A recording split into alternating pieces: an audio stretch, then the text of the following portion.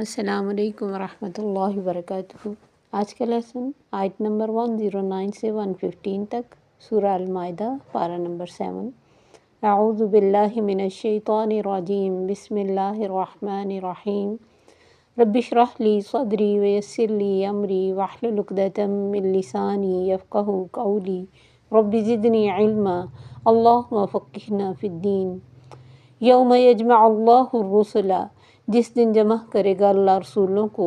فیقول ماذا اجبتم، تو کہے گا کیا تم جواب دیے گئے۔ قالوا لا علم لنا، وہ کہیں گے نہیں کوئی علم ہم کو،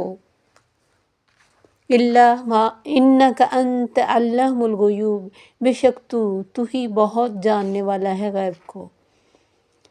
اس آیت میں پتہ چلتا ہے کہ اللہ تعالیٰ کو حالانکہ سب کچھ معلوم ہے، پھر بھی وہ رسولوں سے پوچھیں گے کہ تمہاری امتوں نے تمہیں کیا جواب دیا۔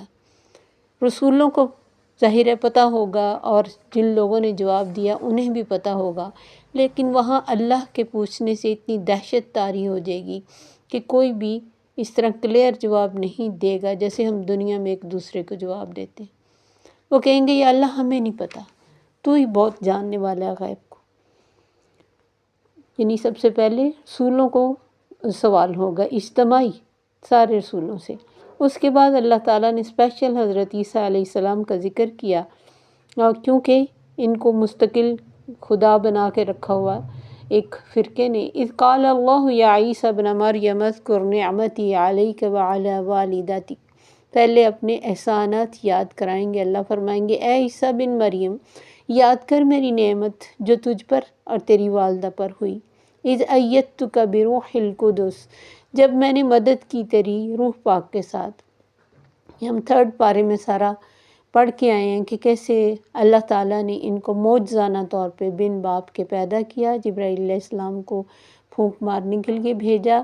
اور اللہ کے یہ خاص معجزہ بن کے دنیا میں آئی، اور پھر حضرت عیسیٰ علیہ السلام بھی معجزانہ طور پر اپنے بہت چھوٹی عمر میں، جس عمر میں بچے بولتے نہیں ہیں، یعنی ایک ماں کے یہ چند دنوں کے، تو وہ بولے، یہ بھی ایک معجزہ تھا۔ اس کے بعد مزید یعنی ان پر بڑی اللہ کی رحمتیں ہوئیں۔ ان کے دور میں سائنس بہت ترقی پہ تھی، اللہ نے ان کو وہ معجزات دیے جو سائنس نہیں کر سکتی تھی، جو نہ ہی قیامت تک کر سکے گی۔ تو اللہ فرماتے ہیں کہ یاد کر میری نعمتیں جو تجھ پر تیری والدہ پر ہے، جب میں نے تیری مدد کی، تائید کی روح پاک کے ساتھ، یعنی جبرائیل علیہ السلام کو بھیجا۔ تکلم الناس فی المہد وکہلا، تو نے بات کی لوگوں سے، تو تک کلام کرتا تھا لوگوں سے جھولے میں اور کہولت میں۔ کہولت کی عمر 30 اور 30 سے پلس تھوڑی ہوتی ہے، اور اس میں بھی یہ جیسے آسمان سے زمین پر دوبارہ آئیں گے اور لوگوں سے بات چیت بھی کریں گے، تو اسی وقت اشارہ ہے کہ آپ اس ٹائم میں دوبارہ آئیں گے۔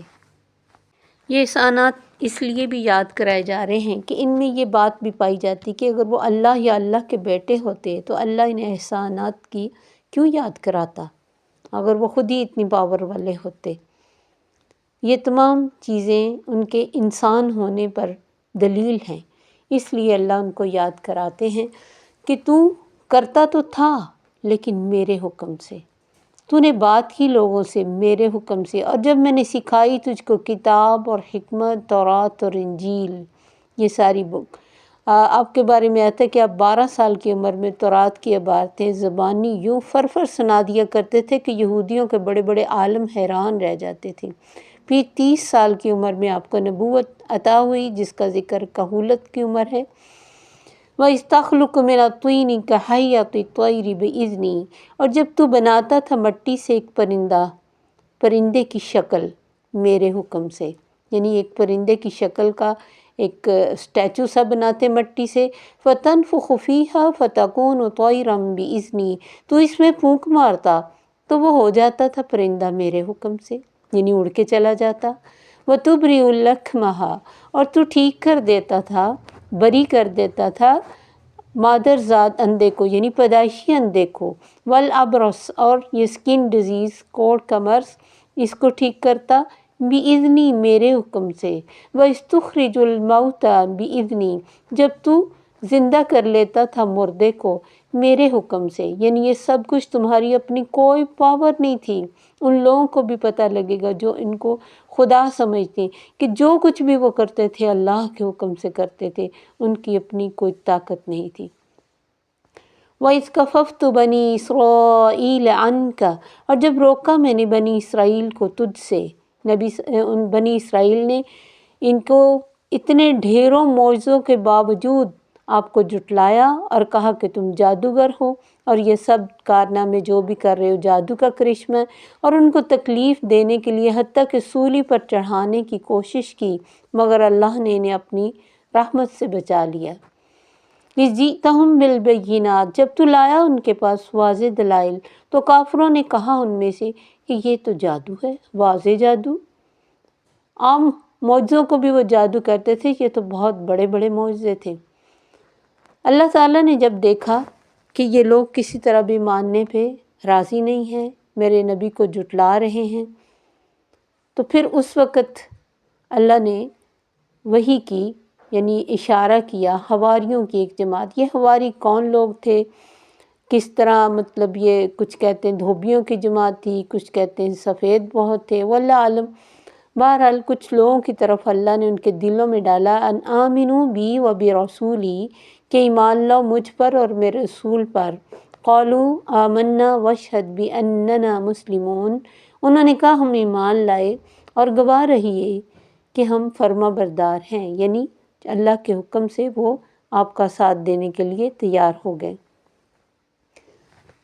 اب یہ دیکھیں کہ یہ حواری جو آپ کے ساتھ مدد کرنے کے لیے تیار ہوئے، یہ کوئی انہوں نے اپنے آپ کو عیسائی، ناصری، مسیحی نہیں کہا، یہ جو الفاظ ہیں یہ بعد کی پیداوار ہیں۔ انہوں نے مسلمون کہا، ہر امت کے جو لوگ تھے انہوں نے اپنے آپ کو مسلمون کہا، اور اللہ نے بھی فرمایا هو سماکم المسلمین، اسی نے تمہارا نام مسلمان رکھا ہے۔ اب حواریوں نے ایمان لانے کے بعد حضرت عیسیٰ علیہ السلام سے ایک مطالبہ کیا، اذ قال الحواریون یا عیسیٰ ابن مریم، جب حواریوں نے کہا اے عیسیٰ بن مریم، هل یستطیع ربک، کیا طاقت رکھتا ہے تیرا رب، ان ینزل علینا مائدۃ من السماء، کہ وہ اتارے ہم پر خوان آسمان سے، ہمیں کھانے کی چیزیں بھیجے۔ ان کے دل میں تھا جیسے بنی اسرائیل پر منسلوا آیا، ہمیں بھی کچھ ملنا چاہیے، کھانے کے شوقین۔ اور دوسرا قالوا اتقوا اللہ ان کنتم مؤمنین، انہوں نے کہا اللہ سے ڈرو، کس طرح کے مطالبے کر رہے ہو، جو اللہ پر ایمان رکھتا ہے، اللہ پر یقین رکھتا ہے، وہ اللہ کی قدرتوں کو آزماتا نہیں ہے۔ کہنے لگے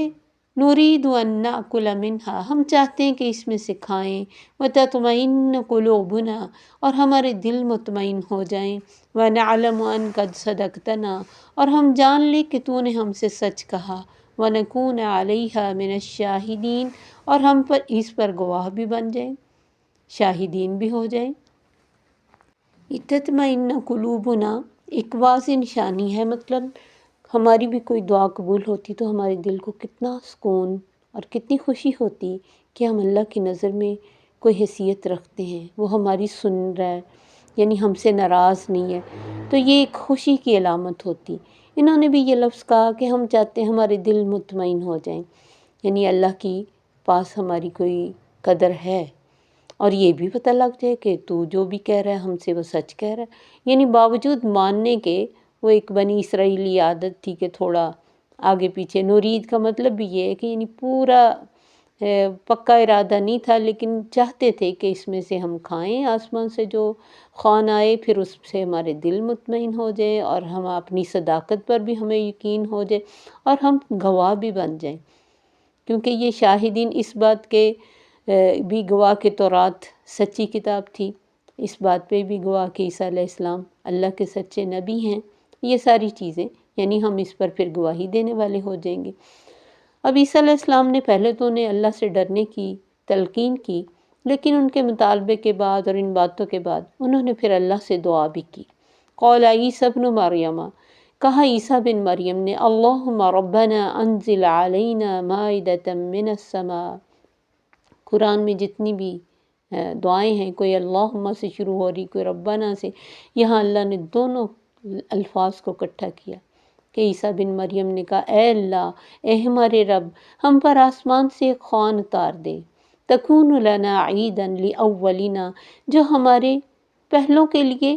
خوشی کا باعث ہو جائے، وہ آخرنا، اور ہمارے بعد میں آنے والوں کے لیے بھی خوشی کا باعث ہو، وہ آیتم منک، اور تیری بہت بڑی نشانی بھی بن جائے۔ اور اللہ کی نشانی ہماری پوری کائنات میں بکھری ہوئی ہے، اور جو ہم روز کھاتے ہیں وہ بھی تو آسمان سے ہی آتا ہے، وہ تو اس کی بارش سے ہی اگتا ہے نا۔ یہ مطالبہ کوئی ضروری نہیں تھا، نہ ہی کوئی اچھا مطالبہ تھا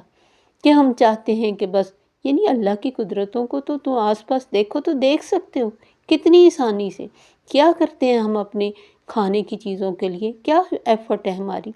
پکاتے ہیں نا لے کے، کون اگاتا ہے، کون ایک بیج کو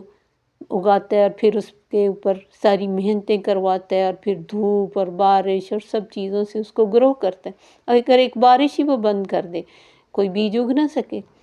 تو یہ سارا کچھ اس کی نشانیاں ہی تھی، پھر بھی مزید نشانی مانگنے کی جیسے ایک عادت ہوتی لوگوں کو، تو انہوں نے بھی وہ عادتاً ہی مانگی، اور پھر ظاہر عیسیٰ علیہ السلام نے دعا کی، جیسے تمام انبیاء نے معجزوں کے جواب میں اللہ سے مانگ لیے، اور بہت سارے معجزے دنیا میں دکھائی بھی گئی، نبی صلی اللہ علیہ وسلم نے بھی دکھائے، اور عیسیٰ علیہ السلام نے، اور باقی تمام انبیاء کا، موسیٰ علیہ السلام کا بھی ذکر ہے، پھر قوم سمود ہے، قوم لوط ہے، قوم صالح، بہت سارے لوگوں کے سامنے معجزے لائے گئے، لیکن معجزوں سے ماننے والے لوگ کوئی پکے مسلمان نہیں ہوتے۔ جسے اللہ کی فرما برداری جس کے دل میں آ جائے، اللہ کی محبت آ جائے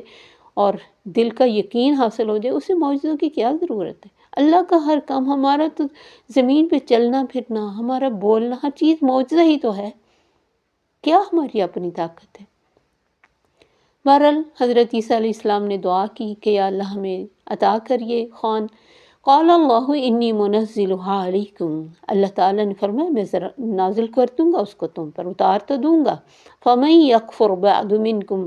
تو جس نے اس کے بعد انکار کیا، کفر کیا، فإنی أعذبه عذابا لا أعذبه أحدا من العالمین، تو اس کو ایسا عذاب دوں گا جس جیسا عذاب کبھی دنیا میں کسی کو نہ دیا ہوگا۔ یہ یاد رکھنا، کیونکہ یہ اللہ کا قانون ہے کہ جب کوئی قوم اپنے نبی سے کسی خاص معجزے کا مطالبہ کرتی ہے، پھر اللہ ان کا مطالبے کو پورا کر دے، تو یہ قوم پھر بھی بگڑ جائے تو اس پر دنیا میں بھی سخت عذاب آتا ہے۔ جیسے قوم سمود نے صالح علیہ السلام سے اونٹنی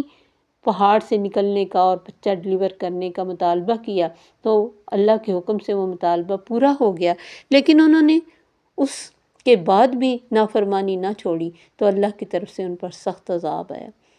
تو یہ اللہ کا قانون ہے کہ جب تم اللہ کی قدرتوں کو باوجود ہر طرف بکھرے ہونے کے پھر بھی مانگتے ہو، آزمانا چاہتے ہو، پھر اس کی آزمائش آتی ہے۔ تو